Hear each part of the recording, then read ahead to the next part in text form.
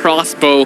We'll see what the choice is going to be from Team SMG, and it is going to be that Brody, another classic Sasa pick. Yeah, I think Brody, great matchup into the carry. Very oppressive if he gets a good trade. However, what is the support coming out from Team SMG? It's going to be Ruby this time. Okay, so at least they have dedicated ways of canceling the real world manipulation. You gotta respect that. You gotta respect that. They have CC at the very least, and I think it's really good for their team fighting overall. RSGMY, on the other hand, they gotta finish up their composition here. What is the jungle pick going to be this time for Kuza? Is he gonna go for something? Is he gonna go for like an assassin into the tank jungle?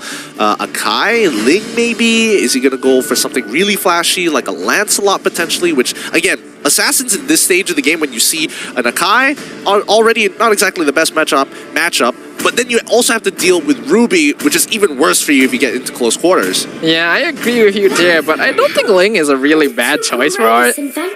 Hold on. Thanos jungle? What? Thanos jungle? Question mark? Wait, we're seeing the switches. We're seeing the switches. Thanos jungle. Thanos jungle. Oh, okay, that makes a lot of sense. Now that we see it's HYHY playing show, suddenly I agree with this a lot more. This is a hero. What? Like, I thought it was gonna be Hawk playing on it. I thought like, oh, they picked the show just to deny it from Team SMG. I completely forgot about HYHY. That's fair. That's fair. The flex picks upon flex picks, the layers, the depth coming in from both of these teams, showing their veterancy.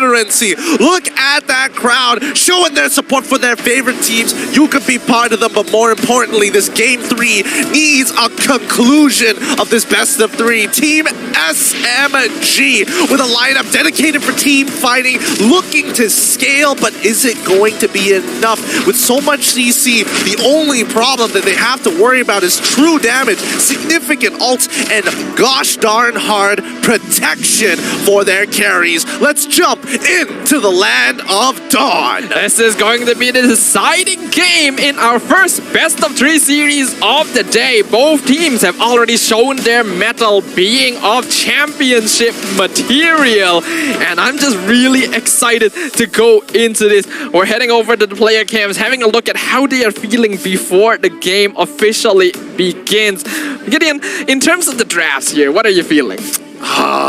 Okay, so I was thinking about a couple of matchups here. Cho into Esme, again, very volatile matchup. It could go both ways. It really depends on what HYHY took as his emblems. Smooth, again, 2 signature picks coming in from HYHY as well as Smooth. No surprises there, right? We go down to the bottom lane, and then we start thinking about the marksmen in the gold lane, right? That's where we see Brody up against the carry. Very Brody dominated. But carry will eventually outscale him. Yeah, that is true. So it's gonna be up to Sasa to make sure that he wins out against Lil early on in the lane. But we also have to talk a little bit about the roamers here. Having the Angela on RSGMY is actually going to be very strong, because if he does camp out in the gold lane to assist Lils, that makes it a lot more difficult for Sasa. That is true, but I don't know. I think it's surprising because, again, when you have Angela, you're going to be thinking that, oh yes, this is a way to protect ourselves. But then there's just layers upon layers. We are seeing that Smooth is playing Esmeralda. If you're talking about shields, Esmeralda absorbs a good chunk of those shields every single time he gets on top of them. So I think it's really going to come down to the timings of these fights. What abilities are up and how they're going to be situationally aware, battlefield aware in a matter of fact. And whether or not RSGMY will be able to play around that heavy spin as well. They have a lot of squishy heroes that want to be able to output damage, and Akai can put a stop to that very easily since they no longer have the time journey to be able to respond. Yep.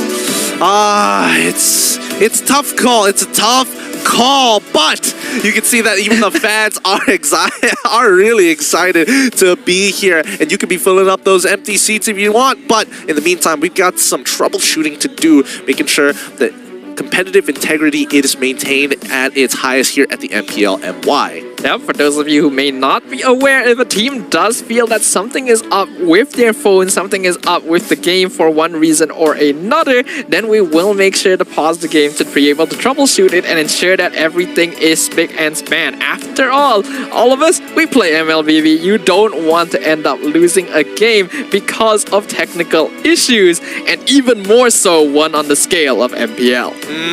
Yep, it's too important, these matches, and every single one of these points count. Unfortunately for both of these teams, they will not be able to get three aggregate points, but right now it's who is going to get that too. Yeah, they definitely want to get that, hopefully. But now, thinking about how this game is going to go, I think a lot of these team fights are going to be very important because, again, we mentioned the heavy spin. Everybody being so patient for these moments and for the troubleshooting finish. It is time for game number 3. Let's jump right into it as HY and Kuza working together in tandem. A fast take, and now Box in some trouble as Noir is trying to stop them. They do this. Does he actually get the orange buff? No, he does get it in time, but HY unable to finish off that kill, and Kuza is going to retreat with Hawk, but Noir and HY, this is going to take some time, but HY is level 2. He should be able to get out of it. Oh, that's a failed flicker. That is a little bit unfortunate there, but I'm surprised at how quickly Kuza was able to hit level 2 there. Wait, why was Kuza... Wait, Kuza doesn't have Retri. Kuza... What? Kuza doesn't have Retribution. He has Flicker here. Wait. Is that intentional? No, that can't be right. That can't be intentional, that right? can't be right, huh? But wait, how did he hit level 2 without taking any of his buffs? That's the thing. For all intents and purposes, that just might be a visual bug. I'm just going to assume he's got Retribution. Unless we see him flicker, then it's a different story. But right now, that orange buff is about to get stolen unless Kuza is going to do it. And it looks like, oh my goodness, we have confirmation Kuza is using flicker. Oh. He doesn't have Retribution. Hawk now stunned. This is not good with no jungler. With no jungler with Retribution, these neutral objectives are impossible to take, and Team SMG take First Blood. That is not ideal. That means Kuza is going to be half the level of Box in the first 2 minutes, and with First Blood drawn by Team SNG, things are already not in an ideal state for RSGMY. Wait, what's the idea of this? What's the point of not being able to take... Because if you don't have Retribution, you can't get the Hunter's Knife, and you won't be able to clear this a little faster than it should. And even with the Demon Slayer, I don't think it's going to be enough. How are you going to take the turtle away from Akai? I don't know. I normally in these sort of situations, you kind of expect this to be the birth of some kind of new meta, but I really can't make sense of this because not having Retribution makes a big impact in the amount of gold and EXP that you are actually earning from the jungle. Yeah, I mean, we don't usually see this very often, but Noir now getting some good hits onto Kuza 4, and now they would want to press the advantage. They find Kuza, unfortunately, and now they're on the run. RSGMY, not exactly the best start to the game, and this is, Team SMG just pressing the advantage. Not the best start to the game is an understatement here. This is probably the worst start you could have. Already a 2k net worth lead for Team SMG, and Box already comfortable enough to invade and steal buffs away from RSGMY. Looking at the emblems here, yeah, things not too good. Box still double the level of the enemy jungler. Yeah, this is going to be rough. Kuza can't really do anything, and now the fact is he has Demon Slayer. He doesn't even have the Festival of Blood, making it extremely difficult to sustain. Loliel is now getting attacked here right on between his side, but he does find that first initial trade. However, Hate is going to be making sure that he gets put down into the dirt. HY doesn't even use his Way of the Dragon. Actually, no, he does use his Way of the Dragon, and Hate going to with Black Shoes away just in time. Yeah, that's going to be pretty good for Team SMG, but all things considered, Loliel's actually being able to trade 1-for-1 in that 1v4 situation is not too bad for him. It's just unfortunate that Team SMG are currently on 3k net worth difference 3 minutes into the game. This is not good. You don't want your enemy team to be this far ahead. And now HY gonna be caught out with the I'm Offended, forced to flicker out.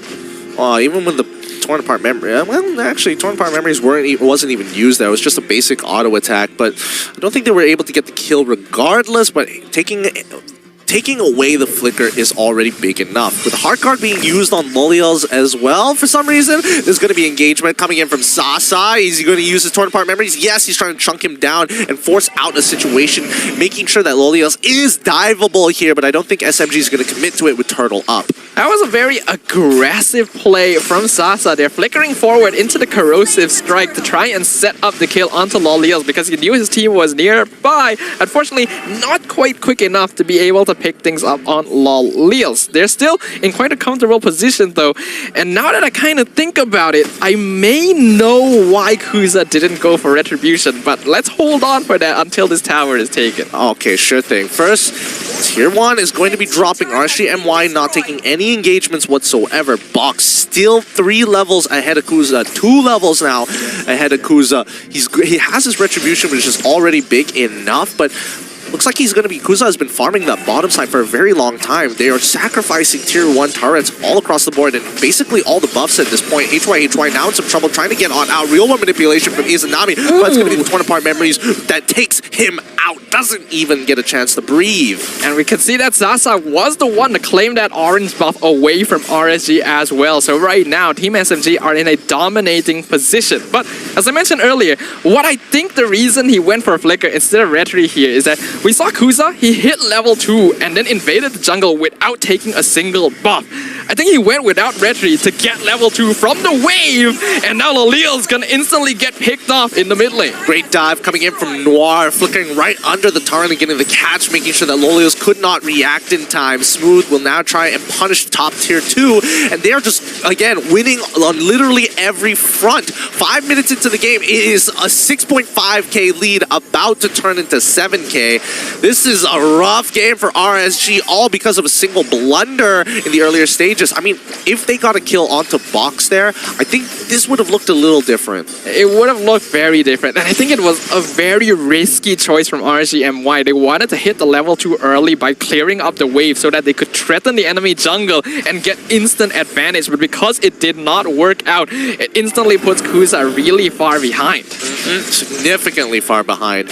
Now, the rest of Team SMG playing for the bottom side, they're looking to crack open the last Tier 1 before pressing their advantage back into the jungle, because Box, he farms his own side and then goes into the enemy side and starts farming as well, because why not? Smooth, look at him. He's taking on 2. He is 2 levels ahead against Loliels and 3 levels ahead of Hawk. That's just not ideal here. And if you look at the match between Smooth and HYHY as well, because the Cho has been roaming around with his team so much, I'm not even sure if he counts as the EXP laner. He's playing more as a secondary roamer right now, and that's causing a lot of EXP differential between them and Team SMG. Yep. With Turtle gone, we do see Kuza. Will he be able to get that Tier 1 down on bottom side? It looks like he should be able to claim that just in time. Yes, the rest of Team SMG just farming the enemy side, forcing Hawk to flicker, as well as Lolios to flicker out of the way from the heavy spin. Team SMG just slowly wrapping around RSG with their 8.3k lead. Kuza on the run, Smooth just pressuring him with his 2 levels up. And that advantage, Smooth is basically unkillable, and the same goes for Box. Right now, Noir still providing more information onto RSG as well. There's really no way for them to make an engagement. And 8 minutes in, still an 8k net worth lead for Team SMG. They are now threatening the mid-tier 2 tower. And there's literally nothing RSG can do to contest this. Yep. RSG just has to play the slow game here. This is the biggest lead we've seen so early on with Team SMG at 9k. I think this is almost over here. The carries from Team SMG already have 2 items already complete. RSG barely getting their first ones done. Basically, the way that you can kind of consider these sort of metrics here, hold on a second, heavy spin, trying to push Kuza back into his team, not quite able to though. That flicker actually does come in handy in situations like this, but I'm not sure it's worth it.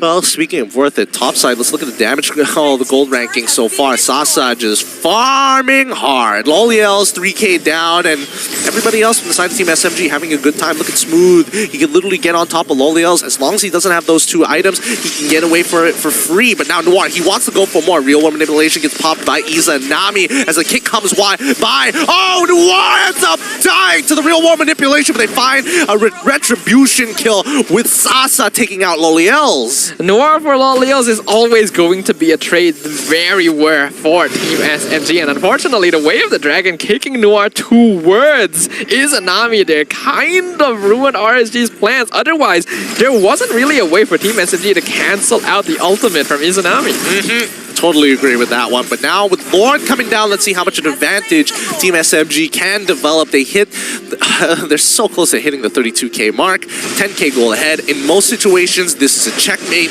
and I think Team SMG has got this game in the bag. I'm going to be perfectly honest with you here. Typically, if you take the number of minutes that has passed in the game, divide the net worth difference by it, and it's more than 1K, it's pretty bad. It's super difficult to come back from this, right?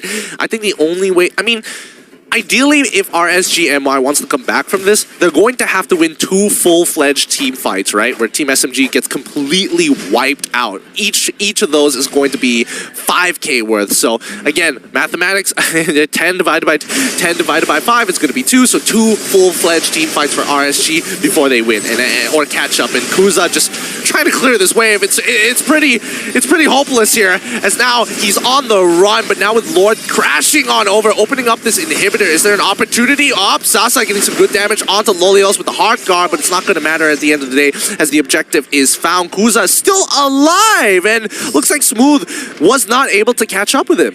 Team SMG right now are basically playing a completely different game from RSGMY with 11K net worth difference between them.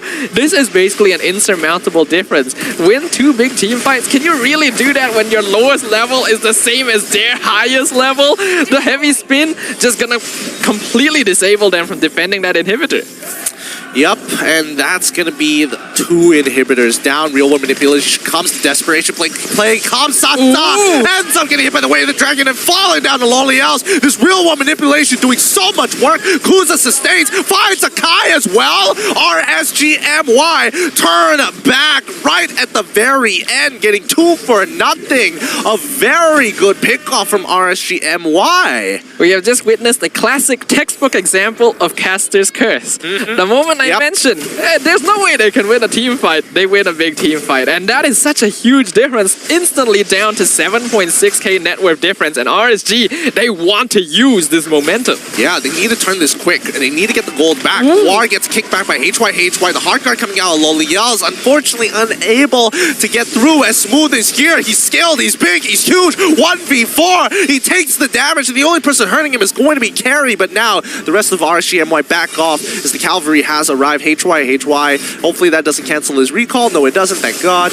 And now Smooth, once again, back to farming. Despite everything, it does look like RSGMY may still have an escape plan here in this game. They're still 8K behind, but that is a notable difference from the 11K net worth difference they had previously. Looking at the items so far, Team SMG obviously still going to be comfortably ahead, but RSG are starting to hit those 3 and 4th item power spikes, which means that Team SMG actually does still need to be quite careful. Yeah, I mean, the CC is strong from the side of RSGMY. The pickoffs can be really effective if HY can angle it right. But now they find the catch onto Kuza. Kuza pops his ultimate, ensure that he survives. He can't afford to die at this stage of the game as well, since Lolios already with the hard guard. Smooth wants to shred it, but he sees the rest of the members of RSG. That's going to deter him as they back off away. They've already got the objective, and now they are looking for the killing blow. Right now, the priority for Team SMG is going to be on Izanami and Lolios. These are the 2 heroes that are dishing out damage against them, and if they can take out these cores, they will have no issue pushing into the base. And with another Luminous Lord pushing up very, very soon, and only 1 inhibitor standing for RSGMY, it is that much more imperative as well for these players to be able to output that DPS. Yep.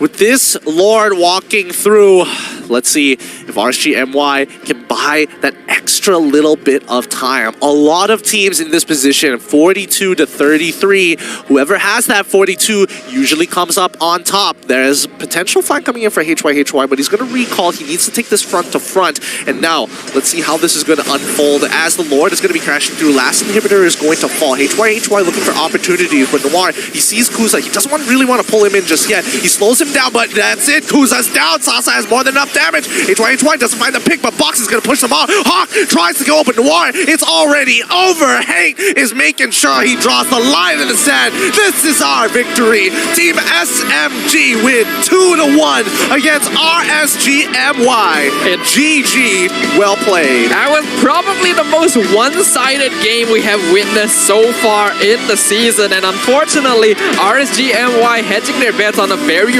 risky early game play ended up costing them heavily and allowing Team SMG to just gain an overwhelming net worth lead. They were trying to do with Kuza, and especially on that was, but the MVP of this game coming in from Team SMG, gonna be Hate once again, very similar to game number 1 with a match KP of 86%, with a match KDA of 3-0-3, and a match GPM of 662. I think it is interesting to point out that Hate did decide to go for Purify as his battle spell this game rather than the usual Sprint, which we would see on typical Lilia players, and even in game number 1. Part of that, I guess, is to counter HY with the Way of the Dragon, but I do feel like Lilia has enough inbuilt ways to deal with that, so going for it seems a little bit overkill, but hey, it does work out in the end of, once again, a very impressive performance here from our import player. Absolutely. I honestly think that, Purify is the way to go here. And I think even with Sprint, yes, your positioning can be perfect, but a simple flicker, third hit of G Kundo could send you down into some deep depths that you don't want to be in. So